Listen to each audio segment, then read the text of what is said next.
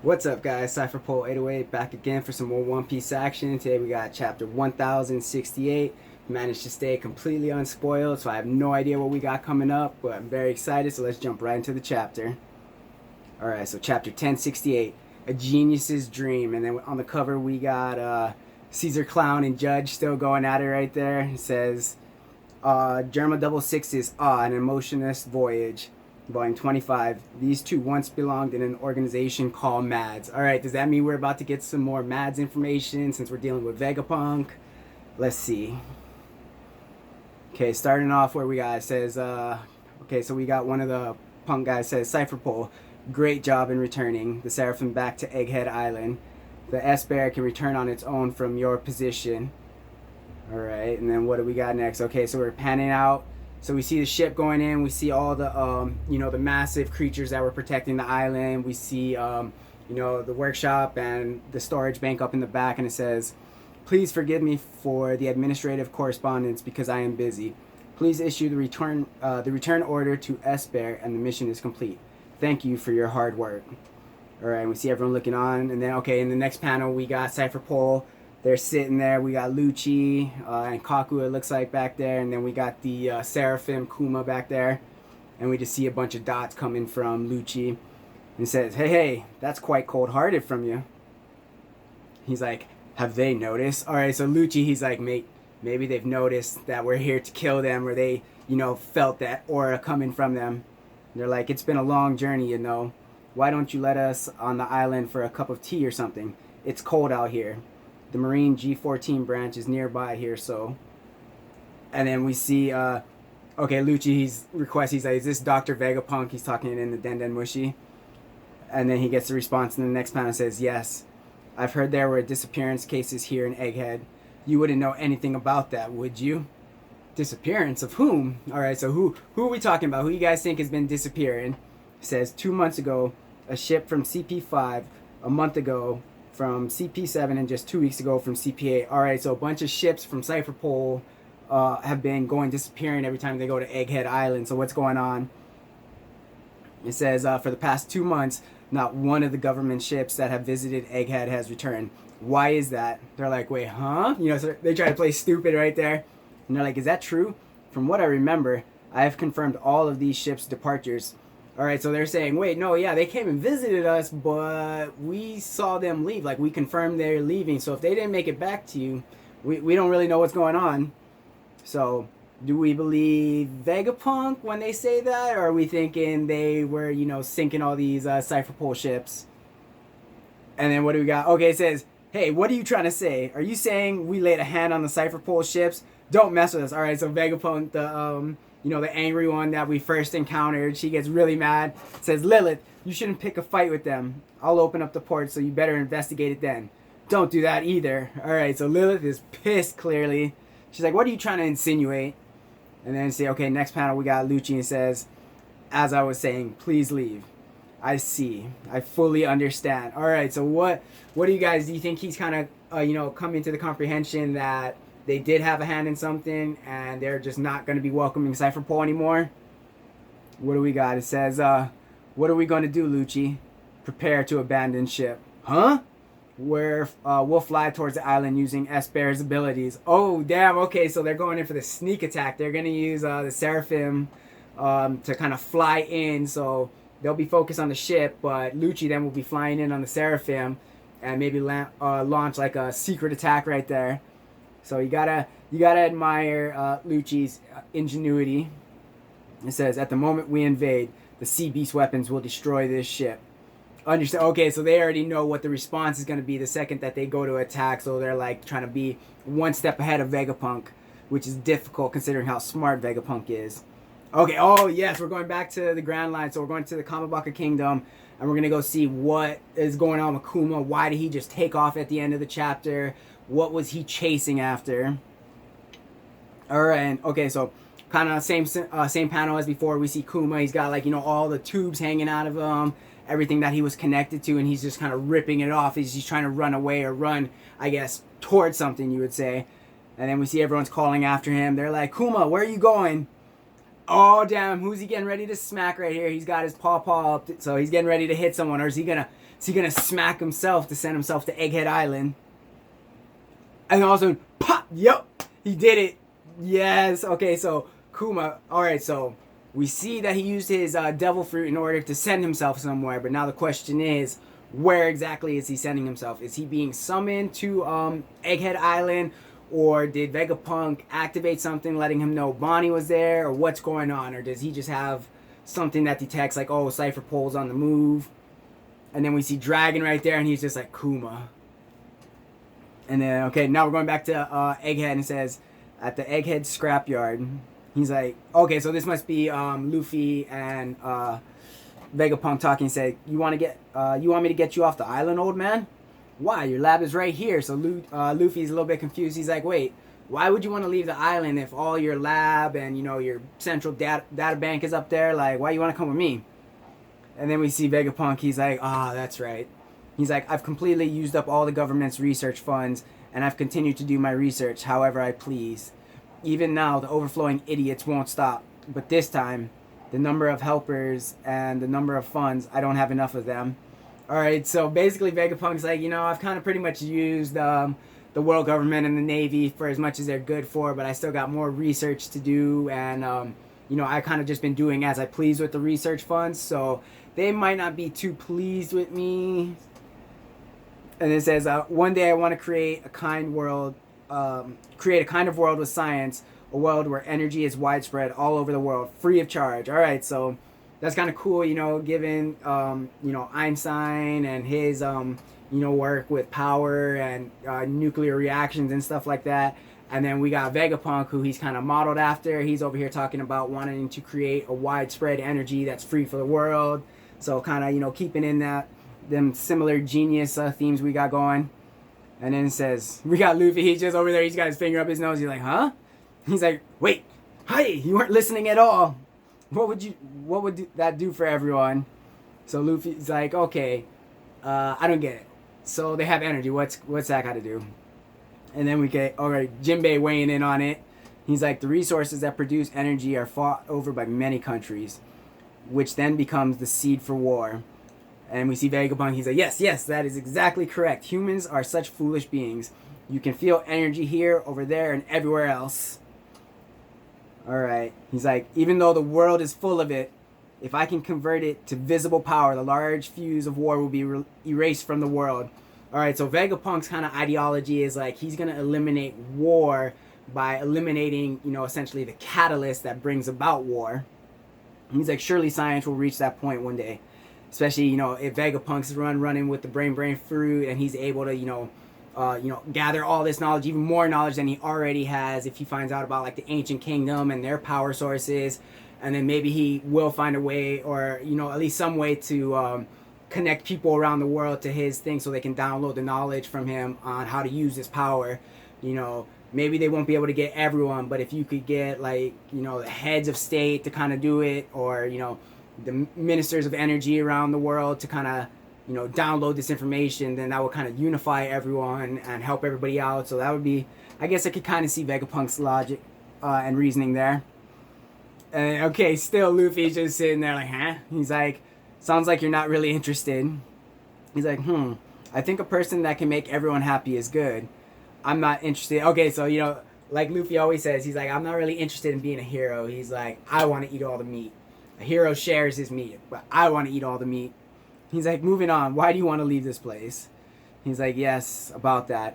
The more I try to create this energy I seek, that dynamic power source that was able to power this ancient robot soldier, I've gotten so close to finding out about that ancient energy. It is my nature as a scientist that I want to take a peek at it. All right, and then we just kind of panning out as they're talking about this. We see the big giant in the background. And then in the next panel, you see Vegapunk. He's kind of just holding his head in his hand right there. And he's like, if I unravel the strings of the forbidden history, what on earth will I comprehend? In the course of inheriting my friend's will, I am quickly getting closer to the truth. All right, so I'm assuming he's talking about Professor Clover when he's referencing inheriting his friend's will. And then okay, all of a sudden there's this huge explosion. We see Jinbei, he looks back, you know, looking at the explosion. And then even Luffy and Vegapunk start looking in that direction too. And they're all like, wait, what? He's like, All right, next we got Vegapunk. So is he about to illuminate that he knows Cipher Pol is coming to kill him? He's like, well, to put it short, I stepped too deep into the forbidden story. I will be eliminated by the world government, just like what they did to O'Hara. All right, so somehow, the world government found out and I guess confirmed that Vegapunk has been investigating the Void Century or things that have come out of the Void Century. So even though he's their scientific genius, now he's become a liability. He's like, that ruckus is probably being caused by CP0. And they're like, huh? Zero? They're like, CP0 are those who only act under orders of the Celestial Dragons. What? CP0? It's not CP9? Alright, so we see a lot of familiar faces, but Luffy's like, wait, I remember CP9. And then we see Jinbei chiming in. He's like, oh, they're at the top of Cipher Pol. It is said to be an omen of an occurrence or a major historical event.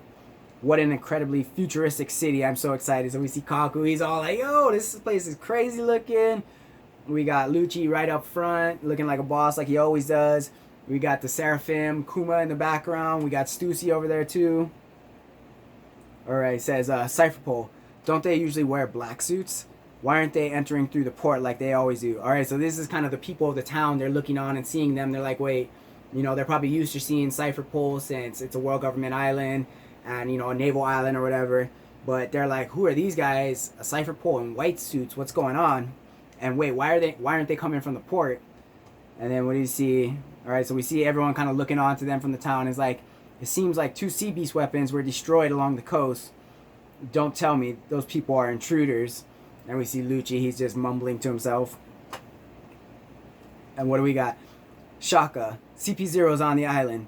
How did they get through the port? Alright, so they're like, they tried to shut them down, tried to deny them entry. They had all the sea beasts around them. So they're like, wait, how the hell did they get in here? And everyone, we see Frankie, they're like freaking out. They're like, oh, they're inside. We see Usopp. And he's like, I hate them. Get out of here, Rob Lucci. And then what do we got over here? It says, along the coast, their ship fell prey to the sea beast weapons. It seems they rejected our request. They foresaw that and used an ability to enter this island. Alright, so are they not, recognizing that the Seraphim is what they got in on? Okay, no, in the next one, they're like, looks like they used Esper. They're resolved to fight even if it costs them their ship. If that's what they want, then we have no choice. Alright, so they're sacrificing their ship, but probably in their minds, they're like, well, when we kill everyone and, massacre this entire island, I'm sure there'll be plenty of ships around for us to use, so, not really a big concern of theirs. And then it says, evacuate all the researchers and workers. Let Atlas move back to the labo phase. Prepare Seraphim, S-Snake, S-Hawk, and S-Shark for battle. Damn, alright, so we got the Boa Seraphim, we got the Mihawk Seraphim, and we got the Jinbei Seraphim, all getting locked and loaded, ready for battle, to face off against Lucci and the Kuma Seraphim. So now the question is going to be, how strong are these Seraphims in comparison to Cipher Pol Zero? Because we've never really seen them fight. They're always on the side of Cipher Pol, so this will be a little bit of a shakeup.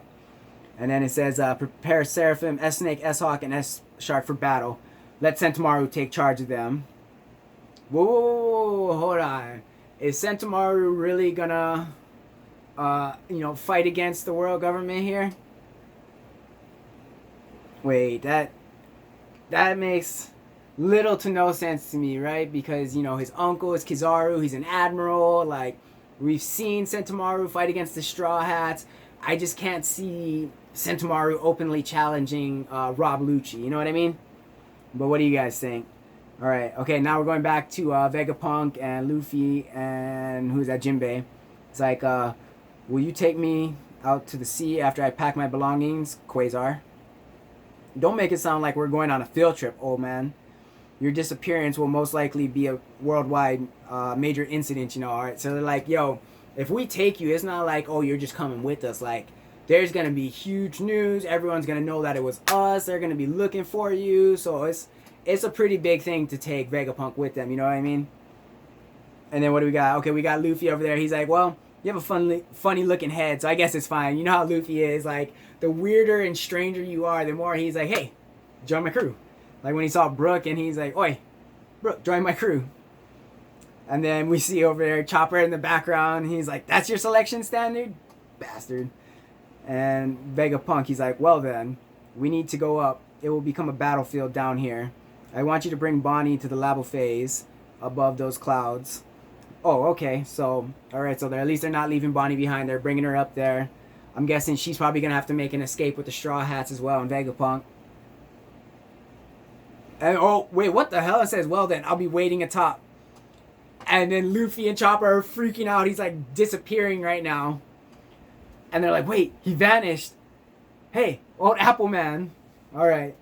All these futuristic stuff are really making my head hurt. All right, so all these like crazy technology and like can't tell, is the person really here? Are they not here? Is this like a hologram? Like, but you can hit holograms. So hard to tell who's really who and who's actually there and who's just projecting themselves. All right, what do we got next? And okay, so they're running. We got Cipher Pol. They're running into the same stuff that Luffy guys ran into. You know, the big monster. And they're like, hey, they even got a monster. And we see the agents, you know, kind of freaking out and looking like they're shooting them down. All right, looking good. It says, guns are not working on that thing. And then we see Kaku. He's like, I always wanted to fight these things. A creature that doesn't exist in the sea. You're a space monster, aren't you? And then we see him use a Tempest kick, but it probably just goes like right through him. And then we see Stussy. She's like, oh, it's useless. That thing is a hologram. He's like, hey, say that earlier, damn it, so I don't waste my energy. He's like, looks like you're well informed, Stussy. Yes, quite nostalgic. All right, so looking like Stussy's been there before. She kind of knows what's up with this place. And then we see Kaku. He's like jumping off again. While I'm flying, I'll go see what's above those clouds. If Vegapunk is here, he'd probably be over there. All right, so the hunt for Vegapunk is already on. It's like, there are 2 lines in the clouds. Do you see them, Lucci? And he's like, yep. He's like, if an enemy crosses that line, what? Huh? Oh, it looks like Kaku's about to get blown up right here for crossing over that line. Or something. Oh, yeah, it says, so we see, it says the laser beams will activate. He's like, it's called the Frontier Dome. And, okay, so did it actually hit Kaku or was he able to get out of the way? He's like, it's an interception system that surrounds the Labo phase. And then we see the Cipher Pol guy, you know, the little peons. They're like, Kaku! And they're like, that means you shouldn't underestimate the world's #1 scientist. Can you please just say these things beforehand? So Lucci's like, yo, could you like warn us, you know, ahead of time, not wait till we get blown up by the shit and then tell us? And she's like, damn it, you have really bad attitude, Stussy. And we see Stussy, she just starts, you know, laughing to herself. And she's like, oh, how was it? Quite the warm-up, don't you think? And then what do we got? Oh, all right, so we got the, I haven't really memorized the different, what do you call it, Vegapunks by name yet, but we got the big-ass doll-looking one right now. Looks like she's, you know, on a full charge at Cipher Pol. And then she's like, who goes there? No one is allowed to wreak havoc more than me here on Egghead. And, okay, so that's Atlas, Master Atlas. And then we see Stussy, oh, so she recognizes her, and she's like, oh, Atlas, she's one of the Vegapunks. And then we see, okay, we saw the #1 Vegapunk. He's like, Atlas, wait! You're no match for them. And then she tries to go in for a big, she's like, Ultra Mighty? And then we just see him, this is not a game.